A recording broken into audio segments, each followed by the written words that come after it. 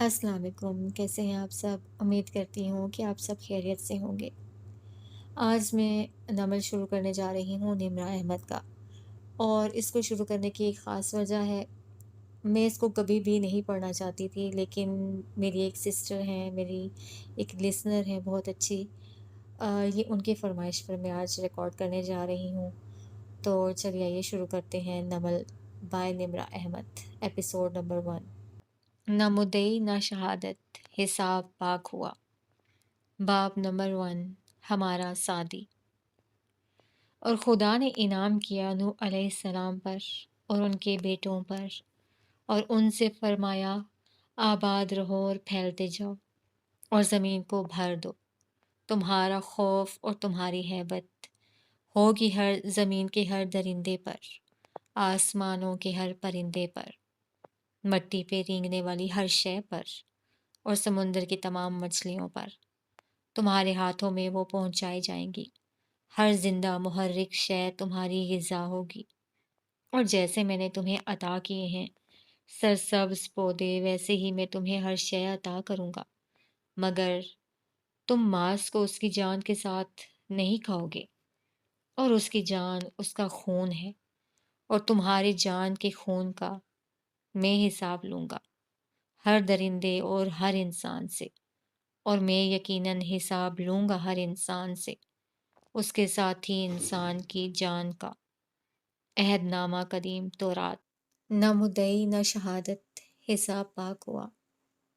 صحن تاریک تھا اور طویل برآمدہ نیم روشن۔ فجر کی 2 اذانیں دی جا چکی تھیں اور آسمان گہرا جامنی تھا۔ برآمدے کے آگے کوٹھڑیاں در کوٹھڑیاں تھیں، جن کے دروازے سلاخدار تھے اور جن کی میلی دیواروں پہ لکیریں نام نشان سے لکھے تھے۔ کچھ قیدی سو رہے تھے، کچھ جاگ رہے تھے۔ یہاں زندگی 2 انتہاؤں کے درمیان لٹکتی تھی۔ سیاہ دھاری سفید دھاری سے مکمل الگ ہو چکی تو فجر کی تیسری اذان گونجنے لگی۔ ہواؤں نے مؤذن کی آواز کو اپنے پروں پر اٹھایا اور صحن میں پھیلا دیا۔ اللہ سب سے بڑا ہے، اللہ سب سے بڑا ہے۔ ایسے میں برآمدے میں 2 پہرے دار ٹہلتے ٹہلتے ایک ستون کے ساتھ آ کھڑے ہوئے تھے۔ ایک نے بیڑی سلگائی اور دوسرے کو پیشکش کی، جسے دوسرے نے مسترد کر کے پھر سے اس حوالاتی قیدی کی کوٹھڑی کو دیکھا جس کے سامنے وہ کھڑے تھے۔ پہلے سپاہی عبدالشکور نے بھی گردن موڑی، پھر استہزائیہ مسکا کر سر جھٹکا۔ محمد دین، بار بار اس بد مزاج آدمی کو نہ دیکھا کر، اس کا دماغ پہلے ہی خراب رہتا ہے، تیری ہمدردی سے وہ اور شیر ہو جائے گا۔ لبوں سے دھواں چھوڑتے اسے تنبیہ کی۔ میں گواہی دیتا ہوں کہ اللہ کے سوا کوئی ایسا نہیں جس کی عبادت کرنی چاہیے۔ مؤذن کی صدا برابر آ رہی تھی۔ محمد دین تعصب سے اسی کوٹھڑی کو دیکھتا رہا جس میں سفید لباس میں ملبوس قیدی نماز کا کپڑا بچھاتا نظر آ رہا تھا۔ کیا یوں نماز پڑھنے سے اللہ معاف کر دیتا ہے؟ محمد دین نے مایوس آواز میں پوچھا۔ قیدی اب آستینیں کلائیوں تک برابر کر رہا تھا جو اس نے وضو کے لیے اوپر چڑھائی تھیں۔ اس کی پشت ان دونوں کی جانب تھی۔ قتل کبھی معاف نہیں ہوتا، اور جو اس کی طرح اپنی بیوی اور سگے بھائی کو قتل کر دے وہ تو کبھی معاف نہیں ہوگا۔ بیڑی کا بڑا سانس اندر کھینچتے عبدالشکور نے فتویٰ دیا۔ میں گواہی دیتا ہوں کہ محمد صلی اللہ علیہ وآلہ وسلم اللہ کے رسول ہیں۔ میں گواہی دیتا ہوں کہ محمد صلی اللہ علیہ وآلہ وسلم اللہ کے رسول ہیں۔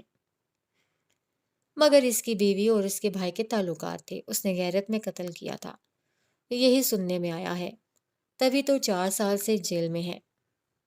محمد دین ستون سے ٹیک لگائے ترحم سے اسے دیکھ رہا تھا۔ نماز کی طرف آؤ، نماز کی طرف آؤ۔ قیدی اب کپڑے کے سرے پر کھڑا تکبیرات پڑھتا رفع یدین کر رہا تھا۔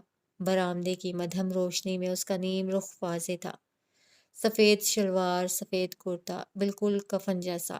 اب گردن جھکی تھی، ہاتھ سینے پہ تھے، قدرے لمبے بال 2 انچ کی پونی میں بندھے تھے، اس کا عمومی تاثر صاف ستھرے، اونچے، مضبوط جسم اور خوبصورت نقوش والے مرد کا پڑتا تھا۔ فلاح کی طرف آؤ، فلاح کی طرف آؤ۔ اذان ہواؤں میں ترنم گھولتی سنائی دے رہی تھی۔ تو بیوی کو طلاق دے دیتا، بھائی سے تعلق توڑ لیتا، قتل کرنا ضروری تھا؟ اور لوگ نماز توبہ ووبہ کے لیے نہیں پڑھتے، ان کو رہائی چاہیے ہوتی ہے، تلخی سے کہہ کر اس نے ایک اور کش لیا، کھینچا۔ مگر ایک بات ماننے کی ہے، اس کے غصے کے علاوہ یہ بندہ برا نہیں تھا۔ تجھے پتا ہے، اس کا انٹیلیجنس میں اونچا عہدہ تھا، اچھا خوبصورت جوان تھا، مگر بیوی ایسی نکلی کہ زندگی برباد ہو گئی فارس غازی کی۔ اندر فارس غازی اب رکوع میں جھک رہا تھا۔ نماز نیند سے بہتر ہے، نماز نیند سے بہتر ہے۔ فضا میں تیرتی آواز ملائمت سے ستونوں سے ٹکرا رہی تھی۔ ہاں تو اپنا کیا سامنے آتا ہے، اب یہ بچے گا تھوڑی۔ لاپرواہی و استہزاء سے سر جھٹک کر عبدالشکور جانے کو پلٹا، تبھی محمد دین کسی سحر کے زیر اثر بولا، مگر وہ کہہ رہا تھا یہ رہا ہو جائے گا۔ عبدالشکور نے حیرت سے رک کر اپنے ساتھی کو دیکھا۔ یہ فارس غازی رہا ہو جائے گا؟ یہ کس نے کہا؟ وہی، وہ لمبا خوبصورت گھنگریالے بالوں والا لڑکا جو اسے ملنے ہر ہفتے آتا ہے۔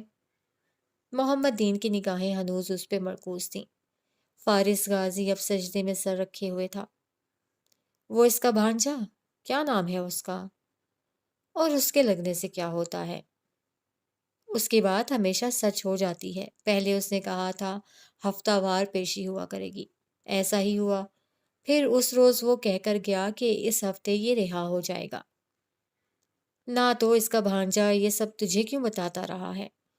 عبدالشکور بیڑی لبوں سے ہٹائے مشکوک نظروں سے محمد دین کو دیکھ رہا تھا۔ ابے مجھے کہاں، اسی کو بتا رہا تھا، میں نے یوں ہی سن لیا۔ اللہ سب سے بڑا ہے، اللہ سب سے بڑا ہے۔ اذان اب دھیمی پڑ رہی تھی۔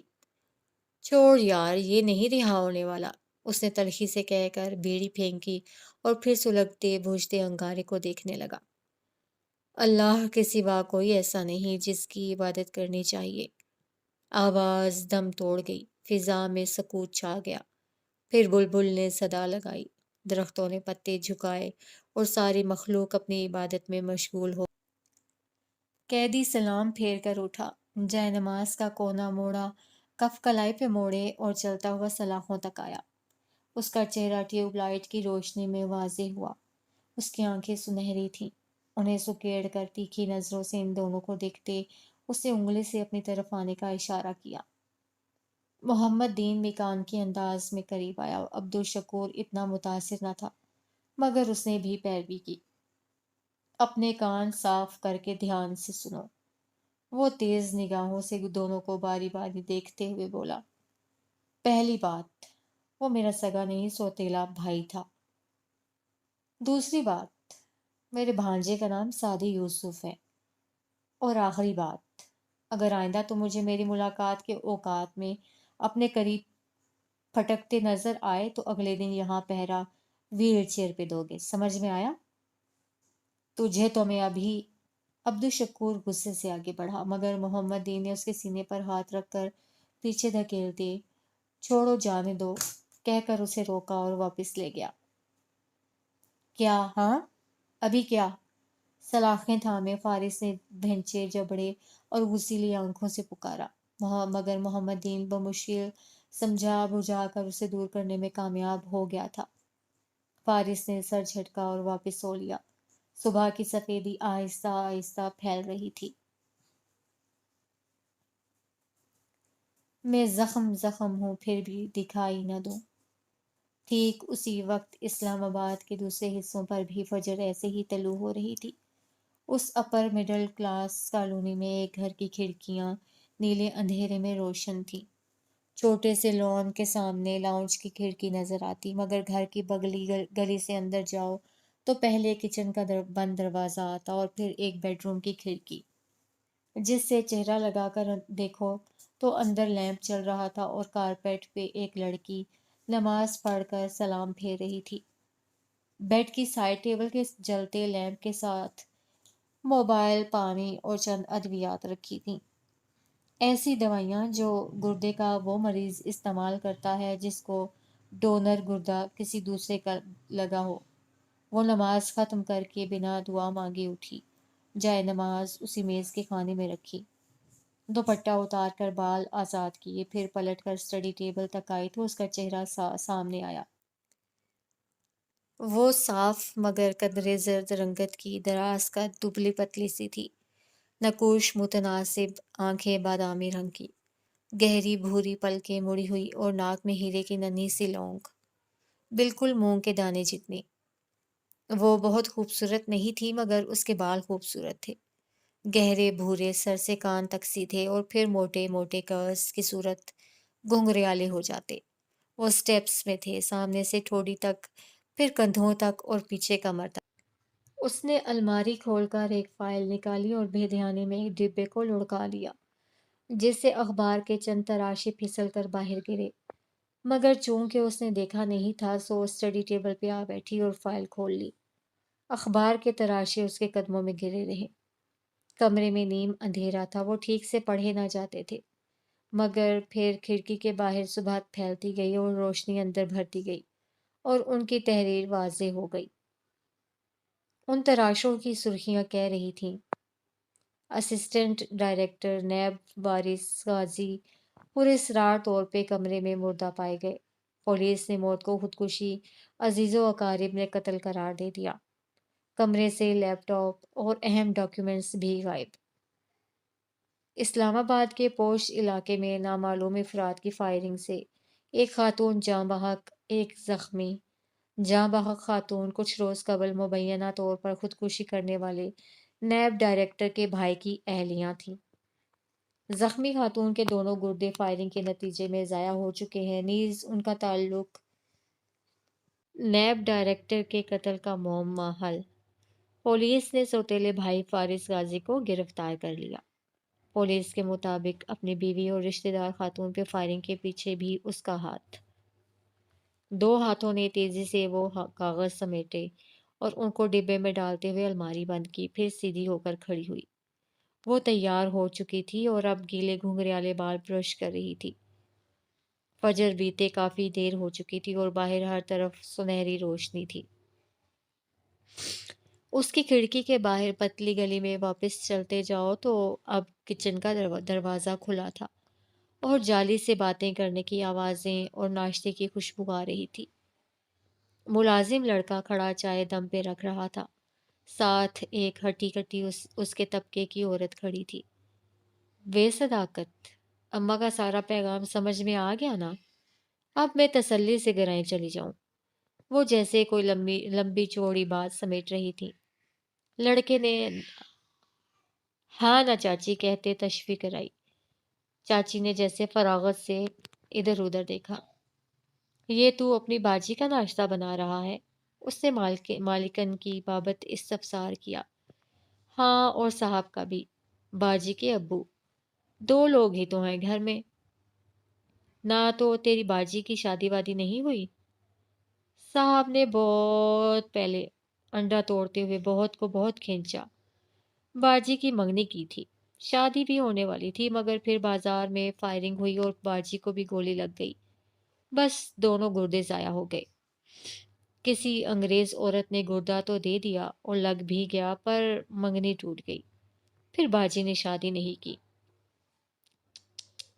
بیچاری 27-28 کی تو ہوگی۔ ارے 33-34 سے کم کی نہیں ہے باجی، لگتی چھوٹی ہیں۔ صداقت نے فخر سے کہتے ہوئے انڈا تیل پہ ڈالا، شر شر کی آواز آئی اور تیل میں بلبلے بننے لگے۔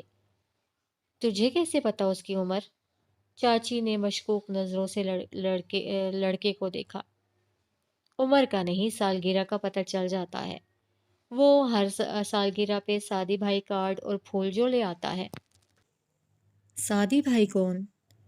لے، تجھے سادی بھائی کا نہیں پتا؟ صداقت نے انڈا پلٹتے ملامتی نظروں سے چاچی کو دیکھا۔ बाजी का भतीजा है, बड़े साहब का पोता। देख, ऐसे होते हैं भतीजे। और तू ग्राई आता है तो मजाल नहीं कि चाची चाचे को शक्ल भी दिखा दे। साथ ही लड़के की पुश्त पे धमोका चढ़ा। वो बिलबिला कर रह गया। इसीलिए तो बाजी अपने भतीजे से बड़ा प्यार करती होगी। कहाँ? बुरा मुंह बनाए सदाकत ने उसी अंदाज में कहा। वो तो सादी भाई से बात भी नहीं करती, मिलती भी नहीं है। वो तभी घर आता है जब वो नहीं होती। वो उससे नाराज है। आय हाय, क्यों? पुरानी नाराजगी है। बाजी को जो गोली लगी थी वो सादी भाई के मामू ने मारी थी। बस तब से उनके ताल्लुकात अच्छे नहीं हैं। वो सर झुकाए काम करते हुए तबसरा किए जा रहा था। चाची ने पुरसोच हुंकारा भरा। तो इसीलिए बाजी के भाई का खानदान इनके साथ नहीं रहता? और नहीं चाची, वो तो हमेशा से अलग रहते थे। फिर खानदान में और है भी कौन? बाजी के एक ही भाई थे, सादी के अब्बू। अरसा हुआ फोत हो चुके। उनकी वफात से भी सालों पहले से उन्होंने घर अलग कर लिया था। उनकी बीवी की अपनी सास, मतलब बाजी की मरहुमा अम्मी से नहीं बनती थी। फिर भी बाजी बड़ा ख्याल करती थी अपने भतीजों का। सादी भाई लोग 3 बहन भाई हैं। ये तो बस सब कुछ सालों से इनकी बोल चाल। सदाकत, अगर आप हमारे शजरे नसब पे रोशनी डाल चुके हो तो नाश्ता टेबल पे लगा दोगे? सदाकत के हाथ से चिमटा गिरते गिरते बचा। चच्ची भतीजा घबरा कर पलटे। वो कोट बाजू पे डाले दूसरे हाथ में पर्स लिए चौखट पर खड़ी थी और ये फिक्रा उसने बिना किसी गुस्से या तंज के बहुत सादगी और नरमी से अदा किया था। लाया बाजी बस। वो जैसे करंट खाकर एकदम तेज तेज काम करने लगा। चाची ने भी खफीफ सा सलाम किया। वो उसी नरमी मगर संजीदगी से जवाब देकर राहदारी में आगे चलती गई और हील की फर्श से टकराती आवाज़ गूंजती गई। राहदारी के सामने बड़ा सा लिविंग रूम था। उसका आधा हिस्सा सोफ़ों से आरास्ता टीवी लाउंज था। बाकी निस्फ में डाइनिंग टेबल बिछी थी। सरबराही कुर्सी की जगह पे एक मोमर साहब व्हील चेयर पर बैठे ऐनक नाक पे जमाए अखबार देख रहे थे। वो दाएं हाथ की पहली कुर्सी पे आ बैठी। चीज़ें एक तरफ रखी, प्लेट उठाई, कांटा उसमें रखा। आज घर कब आओगी? जल्दी आने की कोशिश करूंगी। वो बहुत ठहरे हुए नरम अंदाज में बोलती थी और उसके फिक्रे एक रवानी में लबों से अदा होते थे और वो हमेशा बात ख़त्म करके सांस लिया करती थी।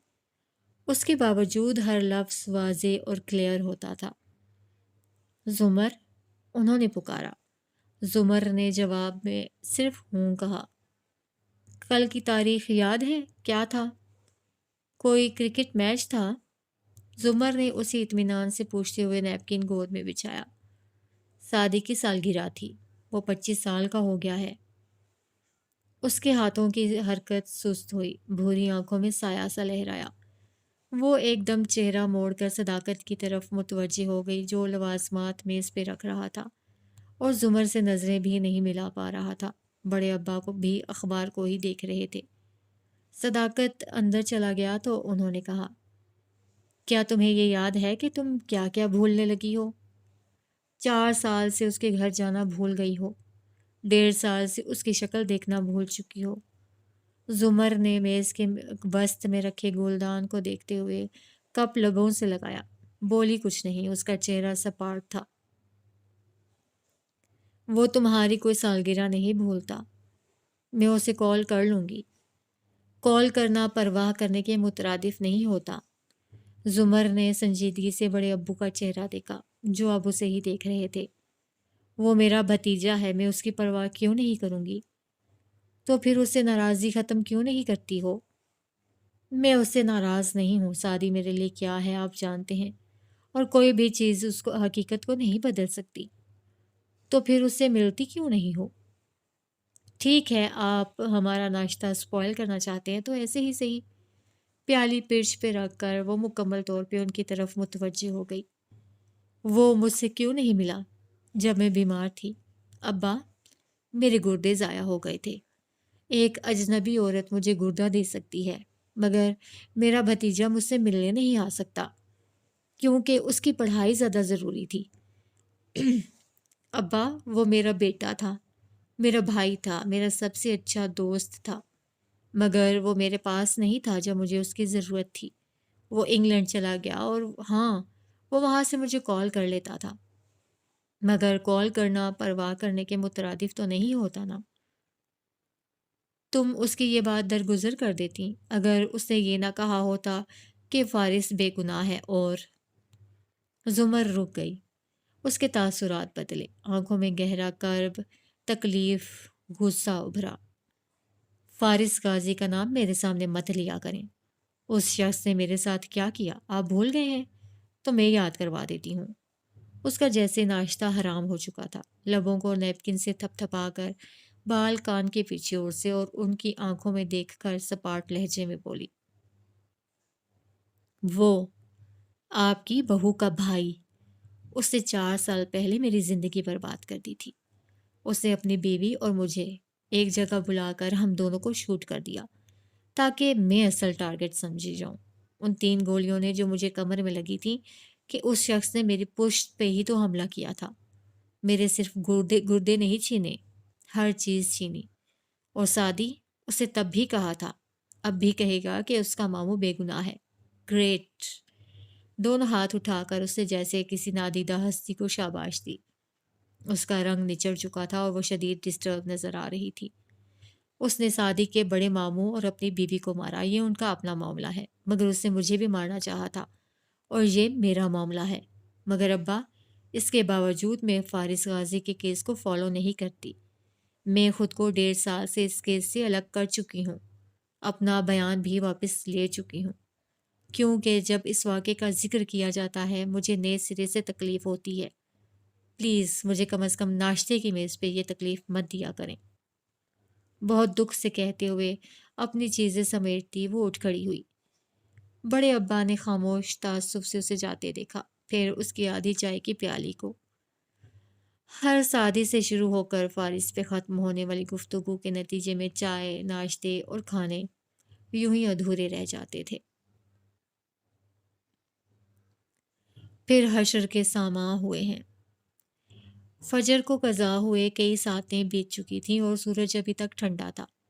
شہر کے مضافات میں ایک پوش علاقے میں زندگی اتنی صبح بھی یوں بیدار اور چاق و چوبند تھی جیسے کبھی سوئی نہ ہو۔ وہ ایک بلند اور عالیشان محل نما گھر تھا۔ باہر سیکیورٹی چیک پوائنٹس، مسلح گارڈز، کرنٹ سے لبریز تاریں تھیں۔ اندر عمارت سبزہ زار کے درمیان میں کھڑی تھی اور آگے پیچھے اونچی نیچی پہاڑیوں کی مانند لون کہیں نشیب میں جاتا، کہیں اوپر اٹھ جاتا۔ لون میں باوردی ملازم چوکسی سے کام نپٹا رہے تھے، کسی بڑے ایونٹ سے پہلے ہونے والی پلاننگ۔ ایک سنہرے باب کٹ والی لڑکی جو دودھیا رنگت اور دلکش نقوش کی مالک تھی، ہاتھ سے مختلف جگہوں پہ اشارہ کرتی ایونٹ آرگنائزر کو ہدایات دے رہی تھی، جسے آرگنائزر مستعدی سے سر ہلاتا ڈائری پہ نوٹ کرتا جا رہا تھا۔ دور سے ایک فلپینو ملازمہ جو خوش شکل اور بااعتماد تھی اور سفید بلاؤز، اسکرٹ اور ٹائٹس میں ملبوس تھی، چلتی ہوئی آئی اور اس لڑکی کے سامنے مسکرا کر سر کو خم دے کر پوچھا، کیا آپ کو کسی چیز کی ضرورت ہے مس شہرین؟ شہرین آرگنائزر کو بتا رہی تھی کہ اسے پھول کیسے اور کدھر چاہیے۔ اس نے رک کر بیزار نظر اس پہ ڈالی۔ صرف اتنا فیونا کہ تم ہر 2 منٹ بعد آ کر مجھ سے یہ سوال مت پوچھو، اور ناک سکوڑ کر مڑ گئی۔ فیونا کی مسکراہٹ پھر بھی برقرار رہی۔ سر کو خم دے کر وہ وہاں سے چلی آئی۔ یقیناً وہ عملے کی سپروائزر تھی۔ تبھی بہت تمکنت سے تھوڑی دور ایجنسی کی طرف سے آئی فاضل میئرز کے سامنے جا کھڑی ہوئی۔ سب ٹھیک جا رہا ہے؟ اس نے تحکم سے جائزہ لیا۔ پرفیکٹ۔ ویسے ابھی پارٹی میں 1 ہفتہ ہے، ہم کچھ جلدی تیاری نہیں کر رہے؟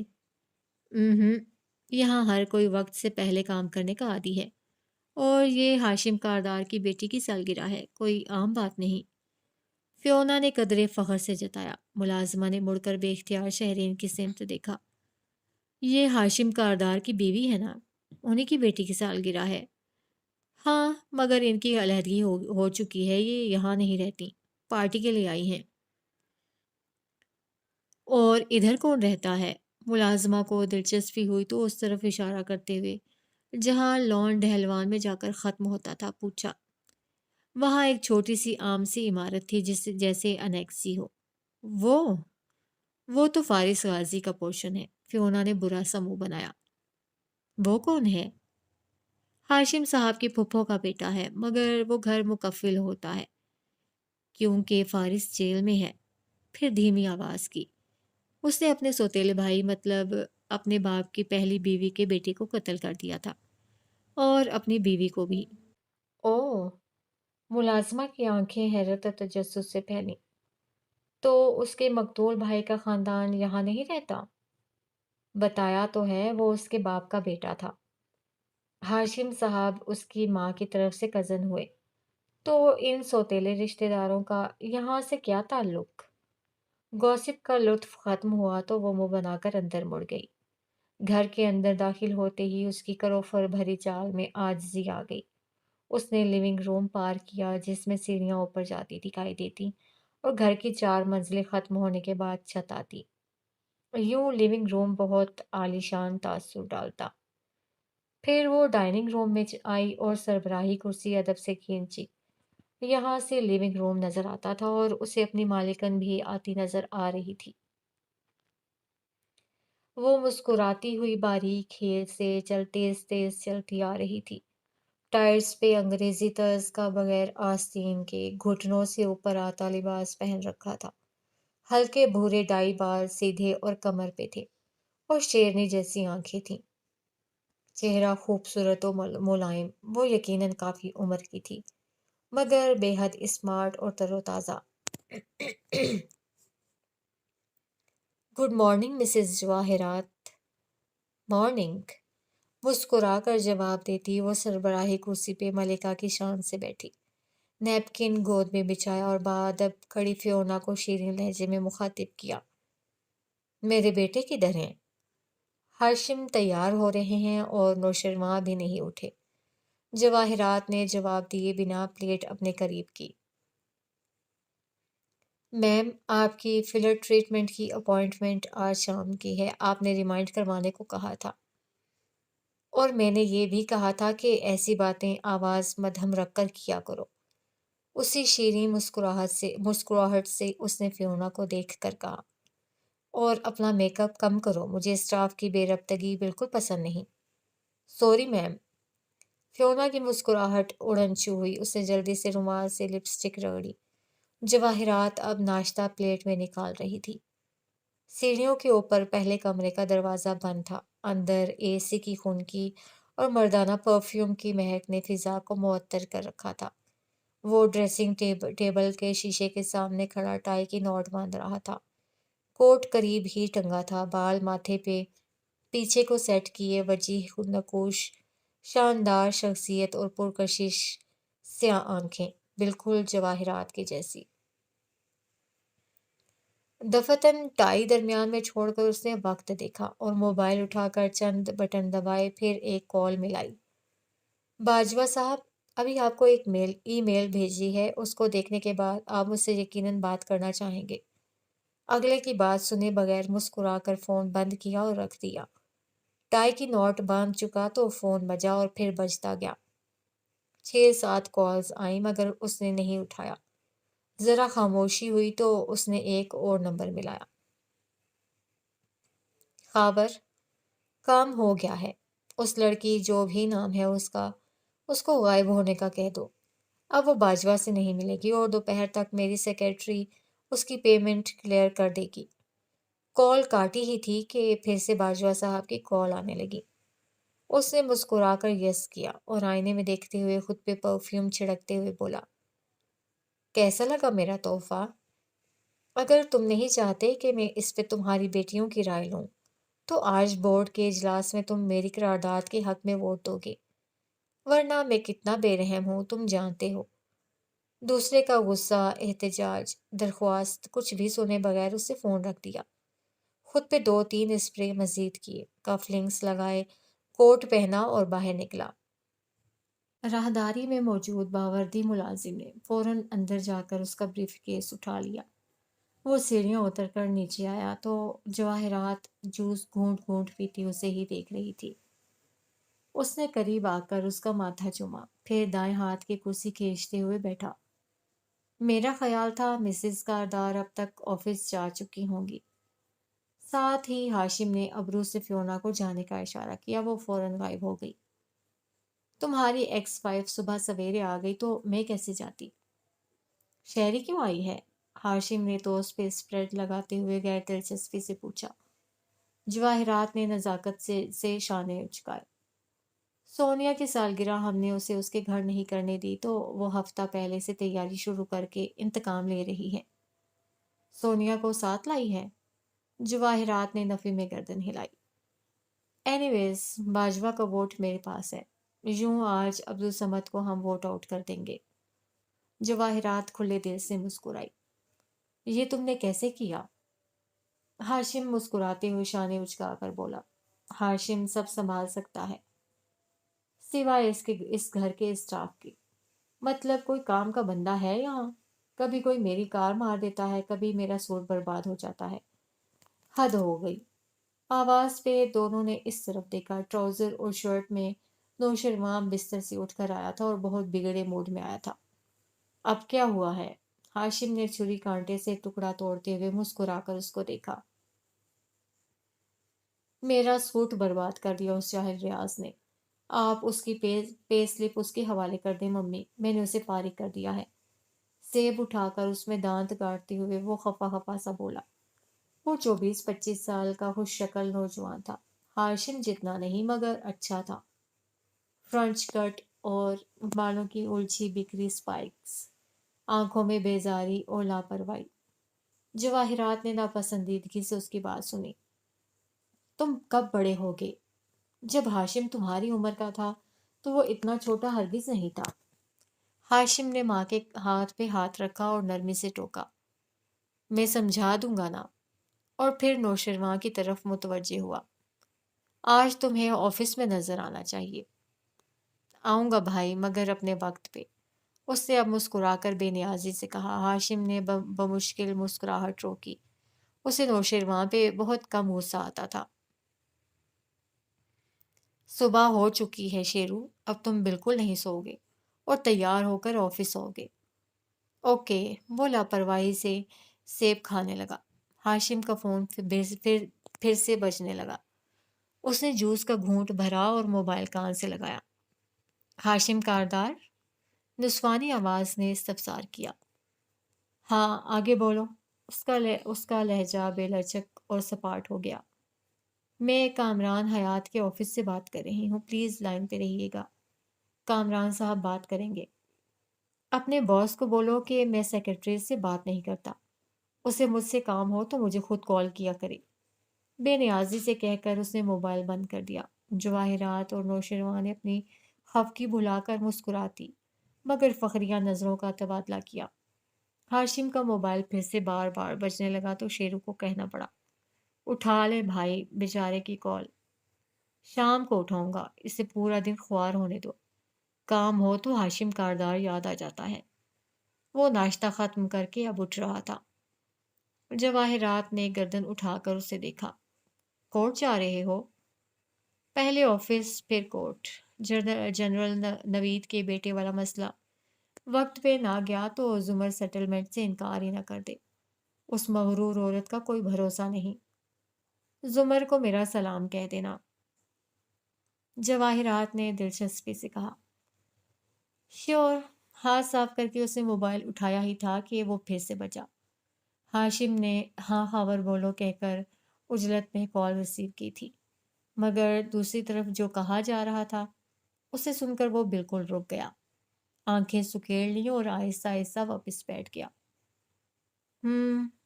اچھا، خیر، پچھلے 2 مہینے میں وہ کس کس سے ملا ہے اپنے وکیل کے علاوہ؟ مجھے ایک ملاقات کی تفصیل دو، تمہارے پاس 10 منٹ ہیں۔ سرد لہجے میں کہہ کر اس نے فون بند کیا تو وہ دونوں اسی کا چہرہ دیکھ رہے تھے۔ اس نے صرف ایک لفظ کہا، فارس۔ جواہرات کے ہاتھ سے سیب کی کاش پھسلی، آنکھوں میں الجھن ابھری۔ فارس؟ فارس کا کیا ذکر؟ اس کا کیس آج اس کا فیصلہ متوقع ہے۔ وہ ڈسٹرب لگ رہا تھا۔ جواہرات سانس لینا بھول گئی۔ اور تمہیں اب پتہ چل رہا ہے؟ ہاشم کی آنکھوں میں خفگی ابھری۔ میں اراضی کے مقدمات میں پھنسا تھا، اس طرف دھیان نہیں کیا۔ مجھے عجیب لگ رہا ہے کہ اس کا فیصلہ اچانک سے آنے والا ہے۔ ڈائننگ ہال میں خاموشی چھا گئی۔ جواہرات کی مسکراہٹ اب غائب تھی۔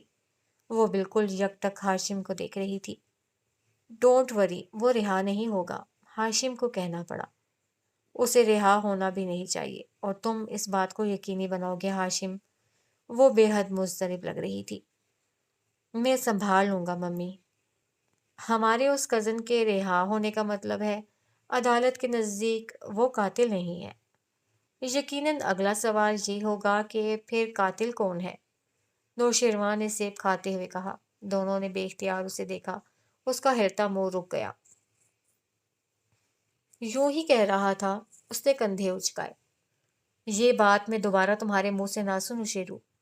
جواہرات نے بمشکل غصہ ضبط کیا، پھر ہاشم کو دیکھا، جیسے خود بھی وہی سوال پوچھ رہی ہو۔ اس کی شیرنی جیسی آنکھوں میں تپش تھی۔ ہاشم نے ذرا سے کندھے اچکائے۔ فیصلہ اس کے خلاف ہی آئے گا، ڈونٹ وری۔ وہ باہر نہیں آئے گا، اور آ بھی جائے تو مجھے کوئی فرق نہیں پڑتا۔ تبھی اس کا فون پھر بجا۔ اس نے فوراً کال وصول کی۔ ہاں خاور؟ اچھا۔ سنجیدہ سپاٹ تاثرات کے ساتھ وہ سنتا رہا، پھر فون رکھ دیا۔ سعدی یوسف، اس نے ہولے سے کہا۔ سعدی ہے اصل مسئلہ۔ نوشیروان کا چہرہ یوں ہو گیا جیسے اسے زہریلا سیب نگل لیا ہو۔ مت چھیڑو ہم اہل جنوں کو۔ زمر نے جب گاڑی سگنل سے تیزی سے گزاری تو بتی زرد تھی، اور اس کے نکلتے ہی وہ سرخ ہو گئی۔ اس نے بے اختیار سائیڈ مرر میں دیکھا، ٹریفک سارجنٹ اس کو اشارہ کر رہا تھا۔ گہری سانس لے کر سر جھٹکتے اسے کار سائیڈ پر کی، انجن بند نہیں کیا، بٹن دبایا، شیشہ نیچے گرتا گیا۔ اس نے سن گلاسز اوپر کر کے گھنگریالے بالوں پہ لگائے اور اسٹیئرنگ پہ دونوں ہاتھ رکھے اس کا منتظر سی نظر آنے لگی۔ بیوی، آپ نے سگنل توڑا ہے۔ وہ کھڑکی تک آیا اور کھودرے لہجے میں بولا۔ سگنل میرے گزرنے کے بعد ریڈ ہوا تھا۔ اس نے گردن ذرا اٹھا کر بے نیازی سے جواب دیا۔ نہیں جی، آپ نے لال بتی کراس کی ہے، چالان بنتا ہے۔ وہ بک کے صفحے پلٹتے معمول کے مطابق کہہ رہا تھا۔ آپ اسے سنبھال کر رکھیں، کیونکہ ہم دونوں کو پتا ہے کہ میں نے سگنل نہیں توڑا۔ بتی زرد تھی تو آپ کو معلوم ہوگا کہ زرد کے بعد بتی لال ہوتی ہے، آپ کو نہیں گزرنا چاہیے تھا۔ وہ قلم کھول رہا تھا۔ پھر آپ کو بھی معلوم ہوگا کہ آپ کے سگنل کا ٹائمر خراب پڑا ہے۔ اس نے سگنل کی جانب اشارہ کیا۔ تو مجھے کیسے پتا چلے گا کہ کتنے سیکنڈ بعد بتی سرخ ہونی ہے؟ بی بی، آپ بحث کیوں کر رہی ہیں؟ چالان دیں اور جائیں، وہ اکتا کر بولا۔ زمر نے اس بات میں گردن ہلائی، چابی گھمائی اور کار بند کر دی، پھر سر اٹھا کر اسے دیکھا۔ میں تو چالان نہیں دوں گی، کیونکہ میری غلطی نہیں ہے، اور آفیسر، آپ مجھ سے اونچی آواز میں کافی بدتمیزی سے بات کر رہے ہیں۔ اس لیے میں کروں گی یہ کہ میں کار ادھر سائڈ پہ لگاؤں گی، پھر ڈسٹرکٹ بار فون کروں گی۔ آدھے گھنٹے میں یہاں بار کے نمائندے اور 2 مخالف میڈیا چینلز کے کیمرے ہوں گے، اور میں اسی جگہ پریس کانفرنس کر کے ان کو بتاؤں گی کہ کس طرح نااہل ٹریفک پولیس اپنے ٹائمر ٹھیک کروانے کی بجائے خواتین کو روک کر ان سے بدتمیزی کر رہی ہے۔ اور جب سارا میڈیا آئی جی ٹریفک کو لائن پہ لے کر ان کی کارکردگی پہ سوال اٹھائے گا، تو وہ یقیناً سب سے پہلے اس آفیسر کا نام جاننا چاہیں گے جس نے ایک خاتون کو غلط روک کر نہ صرف اسے سماعت پہ وقت پہ پہنچنے سے بھی روکا، کیونکہ میں ڈسٹرکٹ پروسیکیوٹر زمر یوسف ہوں، اور اگر میں 5 منٹ بھی لیٹ ہوئی اور اسے کیس پہ ذرا سا بھی اثر پڑا تو میں اس امر کو یقینی بناؤں گی کہ آپ اپنی زندگی کے اگلے 5 سال عدالت کے دھکے کھاتے ہوئے گزاریں گے۔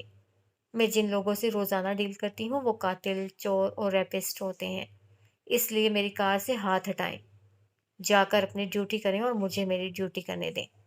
اس نے گلاسز واپس آنکھوں پہ لگائے، چابی گھمائی، ایکسیلریٹر پہ دباؤ بڑھایا۔ آفیسر بے اختیار پیچھے ہٹا اور وہ زن سے کار آگے لے گئی۔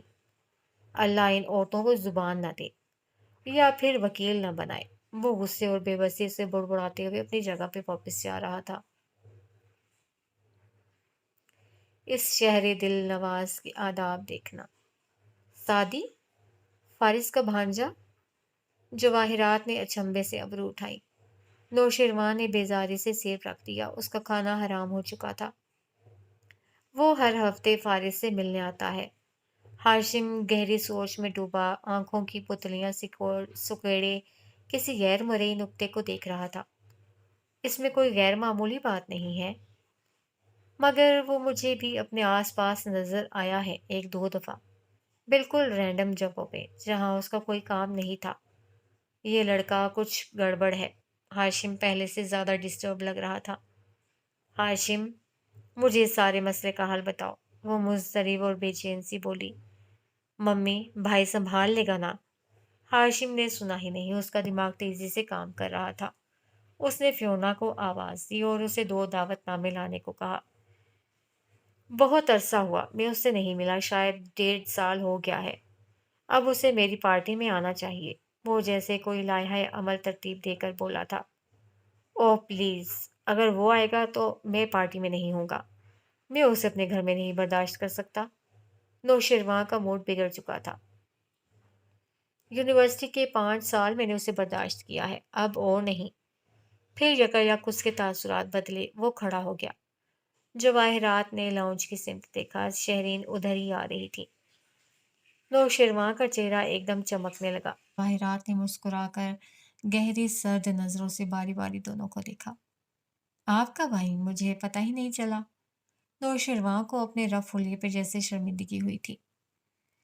بدقسمتی سے شہری میری بیٹی کی ماں ہے اور اس کی سالگرہ کی تیاری کے لیے یہ یقیناً ارلی مارننگ ہی آئی ہوگی۔ ہاشم مسکرا کر کہتے ہوئے اٹھا اور مڑ کر اسے دیکھا۔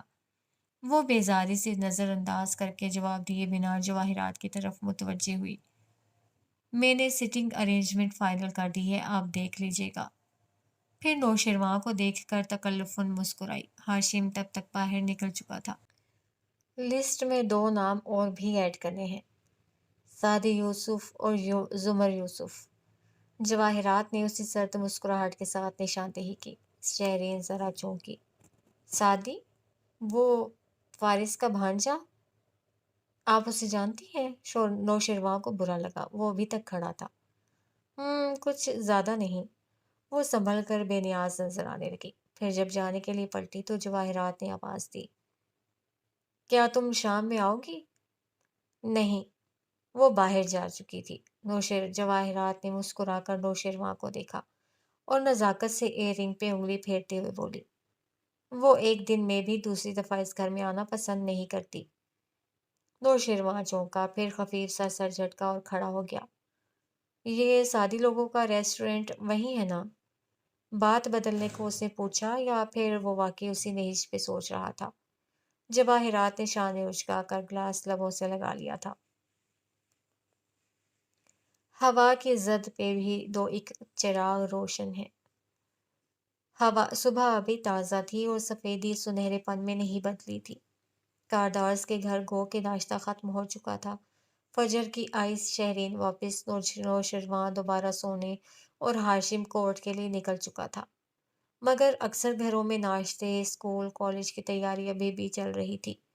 اس سیکٹر کے درمیانے درجے کے گھروں میں ایک بہت چھوٹے باغیچے والا گھر بھی تھا، جس کی بیرونی تختی پہ ذوالفقار یوسف مرحوم لکھا تھا۔ گھر کے اندر جاؤ تو کمروں سے کمرے نکلتے تھے۔ 2 منزلہ گھر چھوٹا سا تھا، اسی لیے کچن میں پکتے ناشتے کی مہک اور دھواں سارے میں پھیلا تھا۔ ایک فربہی مائل خاتون پراٹھا توے پہ پلٹتے ہوئے غصے سے زور زور سے آوازیں بھی دیے جا رہی تھیں، اسامہ، حنین، اٹھ جاؤ، وین آنے والی ہے۔ کیا امی، میں کب کا تیار بھی ہو چکا ہوں، ایک 13 برس کے لڑکے نے ناراضی سے کہتے کچن میں جھانکا۔ وہ یونیفارم میں ملبوس تھا اور برش سے گیلے بال سنوار رہا تھا۔ اس کے بال گہرے بھورے اور گھنگریالے تھے، بالکل اپنی زمر پھپھو کی طرح۔ ندرت نے عجلت میں مڑ کے اسے دیکھا۔ اچھا، شاباش۔ اور حنین کدھر ہے؟ کٹو بیگم ابھی تک سو رہی ہیں۔ کتنی دفعہ کہا ہے سیم کہ بڑی بہن کو ان ناموں سے مت پکارا کرو۔ گن کر بتاؤں کتنی دفعہ امی؟ اس سے پہلے کہ وہ جوتا اتارتی وہ بھاگ چکا تھا۔ ایک کمرے میں آ کر وہ رکا۔ وہاں دو پلنگ مخالف دیواروں سے لگے تھے۔ ایک ہی سائڈ پہ اسامہ کا بیگ رکھا تھا، دوسرے پہ لحاف منہ تک لیے وہ سو رہی تھی۔ حنین! اس کے نام کو لمبا کھینچ کر پکارا۔ کٹو بیگم اٹھ جاؤ! پھر غصے سے اس کا لحاف میں دبکا بازو ہلایا۔ اندر کوئی جنبش نہیں ہوئی۔ اسامہ کے تاثرات بدلے، آنکھوں میں شرارت چمکی۔ وہ پائنتی کی طرف آیا۔ وہاں ایک نسوانی پیر لحاف سے باہر تھا۔ اس نے دو انگلیوں سے پیر کے نیچے گدگدی کی۔ پیر تیزی سے اندر کھینچا گیا، ساتھ ہی لحاف اتار کر وہ دھاڑی۔ بدتمیز! الو، میں تمہیں چھوڑوں گی نہیں۔ جھک کر بیٹھ کے آس پاس جوتا تلاش کیا مگر وہ بھاگ کر چوکھٹ کے باہر چھپ گیا تھا۔ پھر کچھوے کی طرح گردن اندر کر کے بولا، وین آنے والی ہے، آج میں تمہیں چھٹی نہیں کرنے دوں گا کٹو بیگم۔ جوتا اڑتا ہوا اس تک آیا مگر اسامہ اڑن چو ہو چکا تھا۔ میں چھٹی کر بھی نہیں رہی، پیپر ہے میرا، مگر مجال ہے جو یہ 10 منٹ زیادہ سونے دے۔ وہ منہ بسورتی پیر فرش پہ مارتی اٹھی۔ کیا یار، روز صبح صبح اٹھنا پڑتا ہے۔ پھر جیسے کچھ یاد آیا، لپک کر راہداری میں آئی اور زور سے چلائی، موٹے آلو، اب آنا تم میرے پاس، کاپی پہ کور چڑھوانے یا نوڈلز بنوانے۔ غصہ نکال کر اندر آئی، گھڑی دیکھی، او نو! وہ بھاگ بھاگ کر تیار ہونے لگی۔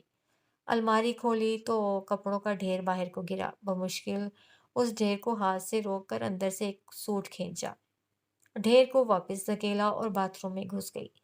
باہر آئی تو جلدی جلدی جوتے پالش کیے۔ کپڑے کوئی خاص استری نہ تھے، ساتھ ساتھ امی کی سلواتیں۔ کتنی دفعہ کہا ہے کہ رات کو کام کر کے رکھا کرو، جس دن میں نہ کروں تم دونوں کوئی کام نہیں کرو گے۔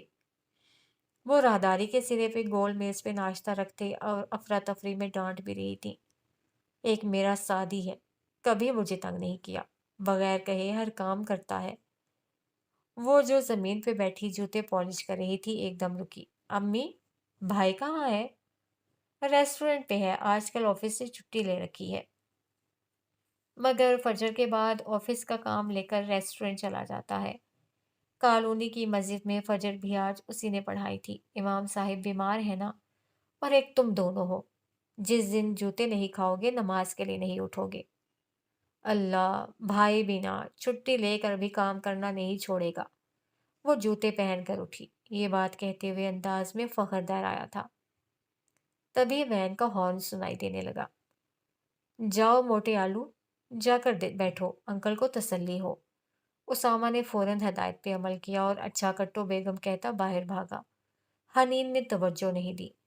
وہ برش لیے جلدی سے ماں کے قدموں میں آ بیٹھی اور گردن اونچی کی۔ وہ تیز تیز اس کی فرنچ چوٹی بنانے لگی۔ امی، دعا کیجیے گا، بس آج کا پیپر اچھا ہو جائے، پھر 3 رہ جائیں گے، جان چھٹے گی۔ وہ سر اونچا کیے کہہ رہی تھی۔ وہ 20-21 سال کی دبلی پتلی سی لڑکی تھی، رنگت گندمی تھی اور نقوش معمولی۔ خوبصورت تو بالکل نہیں تھی مگر اچھی لگتی تھی۔ درمیانی سی بال سیاہ اور سیدھے تھے، کندھوں سے ذرا نیچے آتے اور ماتھے پہ برابر کٹے تھے۔ امی نے فرنچ چوٹی بناتے ہوئے ماتھے والے چھوڑ دیے تھے اور پچھلوں کو گوندھ کر ربڑ بینڈ لگا دیا۔ بیگ اٹھا کر دوپٹہ کندھے پر برابر کر کے باہر نکلتے نکلتے حنین نے ایک دم مڑ کر ندرت کو پکارا، امی، بھائی نے وعدہ کیا تھا کہ آج فارس ماموں رہا ہو کر گھر آ جائیں گے۔ امی، کیا وہ واقعی آ جائیں گے؟ اس کی آواز میں امید بھی تھی اور آس ٹوٹنے کا خوف بھی۔ تمہارے بھائی نے کب اپنا وعدہ پورا نہیں کیا؟ ندرت نم آنکھوں سے مسکرائیں تو وہ بھی مسکرا دی۔ وین کا ہارن پھر بجا تو وہ بوکھلا کر باہر بھاگی۔ اسامہ اگلی سیٹ پہ انکل کے ساتھ بیٹھا تھا اور پچھلی نشستوں پہ لڑکیاں بیٹھی تھیں۔ حنین کے بیٹھتے ہی وین چل پڑی۔ اس کی کلاس فیلو رافیہ نے ذرا منہ بنا کر کہا، حنین جلدی آیا کرو۔ اسامہ نے گردن موڑ کر اسے دیکھا۔ رافیہ باجی، جب آپ لوگ 31 اسٹریٹ میں رہتے تھے اور آپ کو ہم سے بعد میں انکل پک کرتے تھے تو ہم بھی آپ کا اسی طرح انتظار کرتے تھے۔ رافیہ ہونٹ سکیڑ کر خاموش رہی۔ حنین نے فاتحانہ نظروں سے اسے دیکھا اور اپنا بیگ آگے اسامہ کی طرف بڑھایا جسے اس نے اپنے قدموں میں رکھ لیا۔ رافعہ اور سجل نے بھی اپنے اپنے بیگ اسی نیت سے اٹھائے کہ ذرا زیادہ آرام سے بیٹھ سکیں۔ اس سے قبل کہ وہ اپنے بیگ آگے پاس کرتیں، حنین نے بازو بڑھا کر اسامہ کی گردن کی نبض محسوس کی۔ پھر لڑکیوں کو دیکھتے ہوئے ایکسائٹڈ سی بولی، ابھی سانس لے رہا ہے، ایسا کرو تم سب اپنے بیگز دے دو تاکہ بچے کا سانس صحیح سے تو بند ہو۔ بیگز آگے بڑھاتے ہاتھ فوراً رکے اور منہ بنا کر واپس ہو گئے۔ حنین کے چہرے کے تاثرات بدلے اور وہ تنبیہی نظروں سے ان سب کو دیکھ کر پیچھے ہو کر بیٹھ گئی۔ اسامہ نے گردن ذرا موڑ کر مسکراہٹ چھپاتے اسے دیکھا اور ایک آنکھ دبائی۔ حنین نے بھی بے ساختہ امڑ کر آتی مسکراہٹ روک لی۔ گھر کی مرغی اور باہر کی دال میں واضح فرق تھا۔ اسلام آباد پہ صبح کا دودھیا پن زرد ہو کر خستہ پڑ گیا اور سورج سوا نیزے پہ پہنچا تو سارے درخت پسینے میں نہا گئے۔ مگر لندن میں ابھی صبح تازہ تھی۔ ٹھنڈی سی چھایا میں گھرے ہلٹن ہوٹل کے اندر لابی میں معمول کی گہما گہمی تھی۔ ایک کارنر میں ایک فربہی مائل سوٹڈ بوٹڈ صاحب کے ساتھ ایک سوٹ میں ملبوس نوجوان کھڑا تھا۔ وہ صاحب جیسے کسی کا انتظار کر رہے تھے۔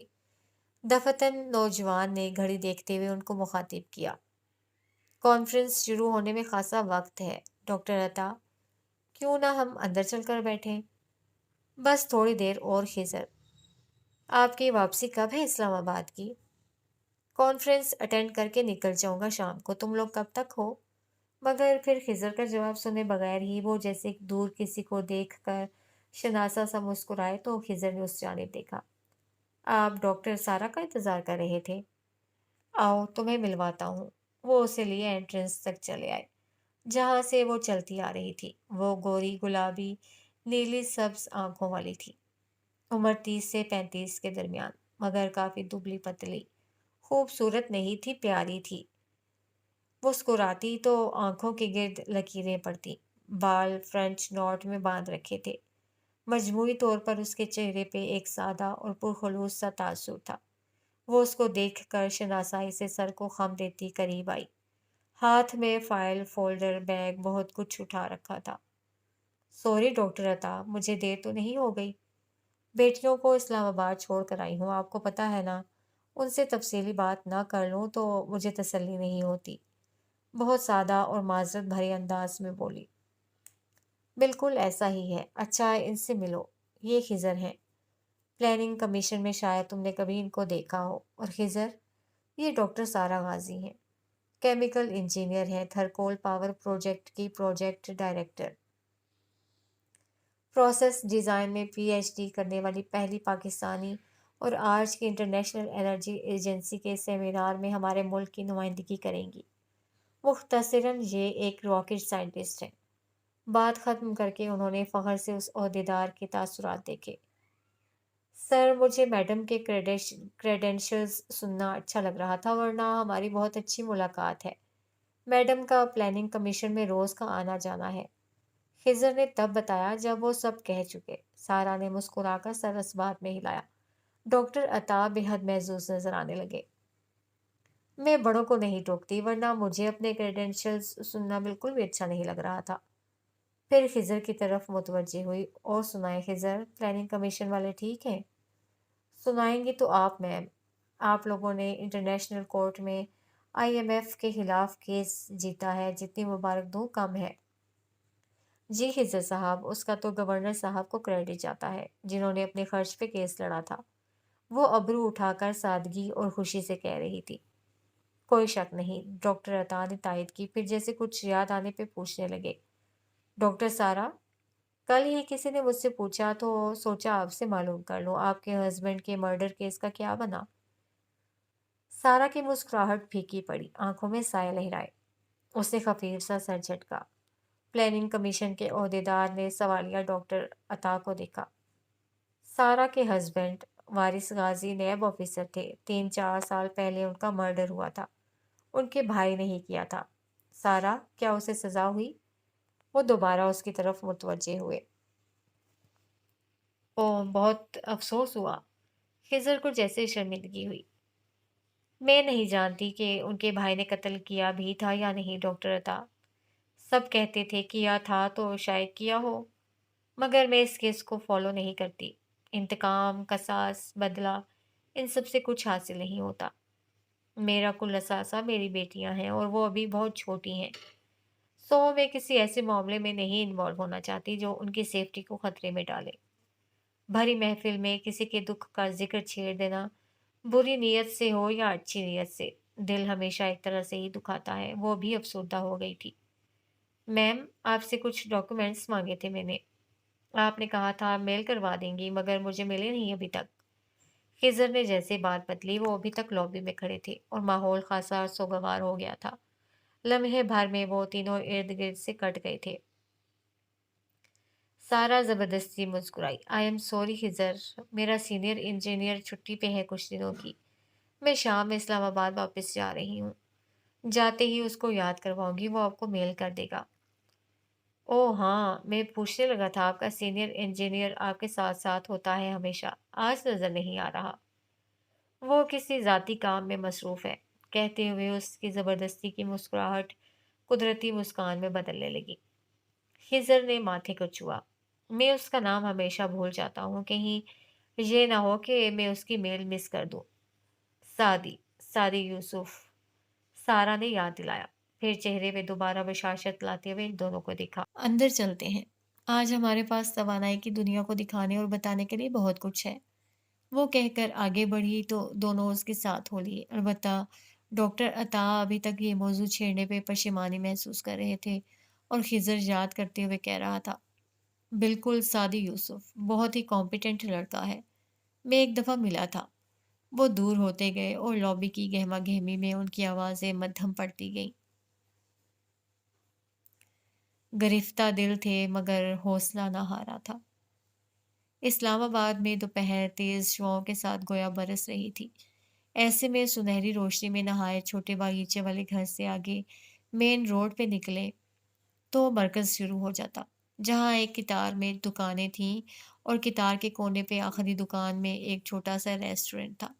ऊपर बड़े से बोर्ड पे जली हरूफ में लिखा था फूडिली एवर आफ्टर। यकीनन ये परियों की कहानियों के इख्तितामी हैप्पीली एवर आफ्टर की इश्तिहा अंगेज नई शक्ल थी। रेस्टोरेंट के बरामदे में बिछी कुर्सियां खाली थीं। करीब ही फूलों का स्टॉल लगाए कम उम्र पठान बच्चा मौजूद था। रेस्टोरेंट की सड़क के सामने की दीवार शीशे की थी, जिससे अंदर झांको तो सब सूना पड़ा था। अभी लंच टाइम नहीं हुआ था, सो सिवाय वेटर्स के जो काम निपटाते फिर रहे थे वहां कोई गाहक मौजूद न था। सब मेजें खाली थीं, सिवाय शीशे की दीवार से लगी मेज की। उस पे लैपटॉप रखा था, एक खुली फाइल और दो मोबाइल, साथ कॉफी का मग जिससे वो वक्फे वक्फे से घूंट भर रहा था। जबकि उसकी निगाहें लैपटॉप स्क्रीन पे जमी थी। वो काफी संजीदा नजर आ रहा था। जीन्स पे बटनों वाली शर्ट जिसकी आस्तीनें ने पीछे मोड़ रखी थी। स्क्रीन पे जमी आंखें गहरी भूरी और पुरकशिश थी। रंगत बिल्कुल साफ और नकूश काफी हैंडसम। बाल पीछे की तरफ ब्रश कर रखे थे। सामने से देखो तो सीधे लगते, पीछे से देखो तो घुंघराले थे, बिल्कुल जुमर जैसे। उसकी मजमूई शख्सियत जहन पे एक साफ सुथरा खुशगवार सा तासुर छोड़ती थी। लैपटॉप की तरफ देखते हुए वो गाहे बगाहे एक नज़र उन फोन्स पर भी डाल लेता। करीब से गुजरता वेटर भी उन्हीं फोन्स को देख रहा था। सादी भाई, वेटर ने रुककर उसे मुखातिब किया। हम्म। वो मसरूफ सा पढ़ता रहा। इस मोबाइल का मालिक अभी तक नहीं आया। उसके अब्बू को इतला तो कर दी है, आ जाएगा। वो पढ़ते पढ़ते निचला लब दबाए बोला। उसकी आवाज़ भारी और साफ थी। उर्दू का लहजा किसी भी इलाकाई जुबान के असर में नहीं था। बड़ा कोई लापरवाह लड़का था, इतना कीमती मोबाइल मेज पे छोड़ गया। आप ना देखते तो कोई चुरा कर ले जा चुका होता। सादी के लबों पे हल्की सी मुस्कुराहट आई। गर्दन हिलाए बगैर सिर्फ निगाहें उठाकर वेटर को देखा। कस्टमर तो उसके बाद आए ही नहीं। मैं ना होता तब भी तुम दोनों फिर तो रहे हो, फिर कौन चुरा कर ले जाता? वेटर झेप गया। मतलब घूम सकता था, गिर सकता था। शुक्र आपने देख लिया। मैडम की तरह आप भी बहुत दयानतदार हैं भाई। थोड़ा सा मक्खन क्रीम सूप के लिए बचा रखो जुनेद। ہلکی سی مسکراہٹ کے ساتھ نرم سی تنبیہ کرتا وہ اب کچھ ٹائپ کر رہا تھا۔ جنید گڑبڑا کر وہاں سے اٹھا۔ دفتن اس نے موبائل اٹھایا اور کال ملائی۔ یہ اس کا اپنا موبائل تھا۔ سعدی یوسف بات کر رہا ہوں تھرکول سے۔ جی جی، اس نے رک کر سنا، پھر اس بات میں سر ہلا کر بولا، جی میں نے وہ رپورٹ دیکھ لی ہے، مگر جو چیز میں نے آپ سے مانگی تھی وہ مکمل نہیں ہے۔ میں آپ کو اپنی ڈیمانڈ لکھ کر میل کر رہا ہوں۔ اگلے ہفتے ہمیں فیلڈ پہ جانا ہے، تب تک۔ وہ دھیمے مگر قطعی لہجے میں بات کرتا رہا تھا۔ اتنے میں باہر سے پھولوں والا پٹھان لڑکا آ کر اس کے سامنے کرسی کھینچ کر بیٹھ گیا۔ ہاں گل خان، کیسے ہو؟ فون بند کر کے اسے پھر سے ٹائپ کرتے ہوئے اس کو مخاطب کیا۔ یار سعدی بھائی، تمہارے شہر کا لوگ بڑا خراب ہے۔ بڑے ہی بگڑے موڈ میں کہتے ہوئے ٹانگ پہ ٹانگ رکھی اور ناک سے مکھی اڑائی۔ اچھا، اب کیا کر دیا ہے میرے شہر کے لوگوں نے؟ وہ جو سڑک کے دوسری طرف بیٹھا ہے نا، اشارے پہ سعدی نے اس طرف دیکھا جہاں دور پھولوں کا ایک اور اسٹال لگا تھا، جس کو گل خان سے ذرا بڑا بچہ چلا رہا تھا۔ وہ خانہ خراب کا بچہ ہمارا پھول چرانے کے پیچھے ہوتا ہے۔ اچھا، تم اسی لیے یہاں آ کر بیٹھ گئے ہو تاکہ اسے چرانے میں مشکل نہ ہو؟ سعدی نے سمجھ کر اس بات میں سر ہلایا۔ یار سعدی بھائی، مذاق نہ کیا کرو ہمارے ساتھ، وہ ہماری نظر کے نشانے پہ ہے۔ پھر آگے کو ہو کر بولا، بھائی تمہارا نام سعد ہے نا؟ مطلب پیار سے سعدی کہتے ہیں؟ نہیں، مجھے غصے سے بھی سب سعدی ہی کہتے ہیں۔ سعد نہیں ہے، یہ سعدی ہی ہے، شیخ سعدی سے۔ وہ بچے کو دیکھے بغیر کام کرتے ہوئے کہہ رہا تھا۔ تمہارا ابو کیسا ہے؟ صبح نماز پہ نہیں تھا؟ بس اب بابا ہماری طرح تھوڑی ہے کہ پہلی اذان پہ اٹھ جائے، اس نے گردن اکڑا کر کہا۔ ہاں، اور پھر مسجد میں آ کر سجدے میں سو جائے۔ دیکھ رہا تھا میں تمہیں آج۔ گل خان برا سا منہ بنا کر سیدھا ہوا۔ یار تمہارا ایک آنکھ پیچھے بھی لگا ہوا ہے، کبھی تو معاف کر دیا کرو۔ تم اتنا لمبا سورت پڑتا ہے ہمیں نیند آ جاتا ہے۔ پھر کچھ یاد آنے پہ تاثرات بدلے، دلچسپی سے مزید آگے کو ہوا۔ بھائی تم نے اتنا اچھا قرآن پڑھنا کدھر سے سیکھا؟ میرے اسکول کے ایک قاری، وہ بتاتے بتاتے رکا جیسے کچھ یاد آیا۔ سر اٹھا کر جنید کو پکارا۔ اسکول کا آرڈر تیار ہو گیا؟ ساتھ ہی وال کلاک دیکھا۔ کون سا آرڈر بھائی؟ جنید سفیان دونوں بھاگ آئے۔ سعدی نے اچھمبے سے دونوں کو دیکھا۔ کیا مطلب؟ فہیم نے نہیں بتایا؟ کل میں ادھر تھا جب فون آیا تھا، پکنک کا آرڈر تھا۔ فہیم کو بتا کر گیا تھا میں، وہ کہتے ہی اٹھ کھڑا ہوا تھا جیسے الارم سا بج رہا ہو کہیں۔ فہیم تو بیمار تھا، آج آیا ہی نہیں ہے۔ اس نے تو کوئی ذکر نہیں کیا بھائی۔ یا اللہ، 2 گھنٹے تک ڈلیوری کرنی ہے اور یہاں کام بھی نہیں شروع ہوا۔ وہ اٹھتے ہوئے چیزیں سمیٹنے لگا۔ اس کا ارادہ بھانپ کر وہ دونوں بوکھلا گئے۔ بھائی آپ رہنے دیں، ہم کر لیں گے۔ ان کی کال میں نے اٹھائی تھی، آرڈر میں نے نوٹ کیا تھا۔ جب انہوں نے نام پوچھا تو میں نے سعدی یوسف بتایا تھا۔ میں نے ان کو زبان دی ہے کہ آج سے پہر تک آرڈر تیار ہوگا، تو اب وہ میرے بھروسے آئیں گے، سو آرڈر بھی مجھے ہی پورا کرنا ہے، قطعیت سے کہتا وہ لیپ ٹاپ بند کر کے میز کے پیچھے سے نکلا۔ گل خان نے اس کا کپ اٹھا کر کافی چکھی۔ سعدی کے خود کو دیکھنے پہ مسکرایا۔ ہم پہ تو پرائے گھر کا پانی بھی حرام ہے، مگر تم تو اپنا بھائی ہے۔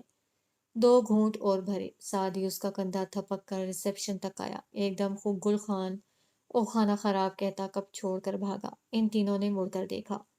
سڑک پہ مقابل والا لڑکا پھول اٹھائے بھاگ رہا تھا۔ گل خان اس کے پیچھے لپک رہا تھا۔ ایک سفید گاڑی قریب آتی دکھائی دے رہی تھی۔ سعدی واپس رجسٹر کی طرف متوجہ ہوا، مگر ذہن میں جیسے کچھ اٹکا۔ سفید گاڑی؟ اس نے تیزی سے گردن موڑی۔ وہ سفید رولز رائس تھی اور اس کے مالک کو تو وہ لاکھوں میں پہچانتا تھا۔ نوشیروان کاردار؟ وہ بے اختیار گلاس ڈور کے قریب آ کھڑا ہوا۔ تو ٹھہر تو صحیح۔ دونوں لڑکے آگے پیچھے بھاگتے سڑک پہ آئے۔ رولز رائس نے ایک دم بریک لگائے، ٹائر چرچرائے۔ دوسرا تو بھاگ گیا تھا۔ گل خان دبک کر سر پر ہاتھ رکھ کے سڑک پہ بیٹھ گیا۔ گاڑی کا دروازہ کھول کر سرخ چہرہ لیے نوشیروان تیزی سے باہر نکلا۔ اندھے ایڈیٹ، تمہارے باپ کی سڑک ہے، چلنے کی تمیز نہیں ہے۔ ابھی میری گاڑی کہیں لگ جاتی تو کیسے نقصان پورا کرتے؟ اپنے ماں باپ کو بیچ کر؟ اس کا جیسے بس نہیں چل رہا تھا، لڑکے کو دو تھپڑ لگا دی۔ ڈریس پینٹ شرٹ اوپر بنا آستین کے ویسٹ میں ملبوس وہ آفس کی تیاری میں لگ رہا تھا۔ سادی جینس کی جیبوں میں ہاتھ ڈالے قدم قدم باہر آیا اور ریسٹورنٹ کا سبزہ عبور کر کے سڑک کے کنارے آ رکا۔ اور اگر تمہاری گاڑی سے اس بچے کو چوٹ لگ جاتی تو تم کس کو بھیج کر نقصان پورا کرتے؟ نوشیروان جو بگڑے تیوروں کے ساتھ گاڑی کی طرف پلٹ رہا تھا بے اختیار پلٹا۔ سادی کو دیکھ کر غصہ جیسے کم ہوا مگر آنکھوں میں تپش اور کینہ بڑھ گیا۔ گل خان لپک کر سادی کے پیچھے آ کھڑا ہوا۔ اچھا، میں سمجھ گیا۔ نوشیروان نے تیش کو دبا کر طنزیہ مسکرانے کی کوشش کی۔ یہ شاید تمہارا مین بزنس ہے، ان آوارہ لڑکوں کو چوٹیں لگواؤ اور پھر گاڑیوں کے مالکان سے رقم وصول کرو۔ Good good good. کیا یہ کرنے سے ریسٹورنٹ کا کرایہ پورا ہو جاتا ہے؟ سادی آنکھیں سکیڑے ٹھنڈے تاثرات کے ساتھ اسے دیکھتا رہا۔ میرا اصل بزنس تم اچھی طرح جانتے ہو۔ اگر تمہارا موڈ خراب نہ ہو تو میں دہرا دوں کہ میں کس پروجیکٹ پہ کام کر رہا ہوں۔ تو شیرواں کے چہرے پہ پھر سے سرخی بڑھنے لگی، لب بھیج کر بمشکل ضبط کیا۔ میرے پاس اتنا وقت نہیں ہے سادی کہ میں تمہارے آفس کی رودات سن سکوں۔ میرے پاس میری ایک کمپنی ہے جہاں جانے کے لیے میں اس تمہارے اس اسسٹنٹ کی وجہ سے لیٹ ہو رہا ہوں۔ اس نے حقارت سے بچے کی طرف اشارہ کیا جو سادی کے بازو کی اوٹ سے اسے دیکھ رہا تھا۔ اچھا، تم آفس جا رہے ہو، ویری گڈ۔ لیکن میرا جغرافیہ اگر درست ہے تو میرا ریسٹورنٹ تمہارے گھر سے آفس کے راستے میں نہیں پڑتا۔ سو میری چھٹی حص مجھے یہ بتاتی ہے کہ یقیناً تمہارے ارد گرد آج کسی حوالے سے میرا ذکر ہوا ہوگا اور تم حسب معمول غصے میں بے قابو ہو کر مجھے چیک کرنے آئے ہو۔ سو اب تم دیکھ ہی چکے ہو کہ میں وہی سادی ہوں۔ کندھے ذرا سے اچکا کر سادی نے بہت آرام سے کہا۔ ویٹرز جنید، سفیان، گل خان کا باپ اور ایک راہگیر اب جمع ہوئے تماشا دیکھ رہے تھے۔ ضبط کی شدت سے نوشیروان کی آنکھیں سرخ ہونے لگی۔ میں اچھی طرح جانتا ہوں تم کون ہو۔ میں بھی جانتا ہوں کہ میں کون ہوں۔ میں ایک یتیمی میں بڑا ہونے والا مڈل کلاس لڑکا ہوں۔ میری ماں یہ چھوٹا سا ریسٹورنٹ چلاتی ہے اور میرا گھر اس سے بھی چھوٹا ہے۔ میں انگلینڈ پڑھنے بھی اسکالرشپ پہ گیا تھا اور میں نے زندگی میں وہ دن بھی دیکھے ہیں جب پیسے نہ ہونے کے باعث ہمیں چٹنی سے روٹی کھانی پڑتی تھی۔ آج میں ایک کیمیکل انجینئر ہوں، ایک سائنسدان، اور آج بھی میری تنخواہ بہت زیادہ نہیں ہے۔ اپنے خاندان، اپنے گھر، اپنی مالی حیثیت، مجھے کسی چیز کے بارے میں سچ سچ بتانے سے کوئی جھجک محسوس نہیں ہوتی۔ میں سادی یوسف خان ہوں اور یہاں سب مجھے جانتے ہیں۔ کیا اب تم بھرے مجمع میں اپنا تعارف کروا سکتے ہو؟ نوشیروان کا غصہ ٹھنڈا اور آنکھوں کی تپش مزید بھڑک چکی تھی۔ وہ خاموش رہا تو سادی نے 2 قدم پیچھے ہٹتے ہوئے کہا، اگر نہیں تو بہتر ہے کہ تم اپنی قیمتی کار کو ٹھیک سے ڈرائیو کرنا سیکھ لو، کیونکہ یہ پہلی دفعہ نہیں ہے جب تم غلط ڈرائیو کر رہے ہو۔ اور اگر تمہارا یہیں کھڑے رہنے کا ارادہ ہے تو پھر گاڑی آگے پیچھے کر لو تاکہ ہمارے کسٹمرز کو تکلیف نہ ہو۔ اسی طرح جیبوں میں ہاتھ ڈالے وہ واپس پلٹ گیا۔ چھوٹے چھوٹے قدم اٹھاتا وہ اندر آیا تو باہر نوشیروان گاڑی میں بیٹھ کر اسے اسٹارٹ کر رہا تھا۔ گل خان بھی اس کے ساتھ اندر آیا تھا اور اب خاصی مضبوطی سے کھڑا تھا۔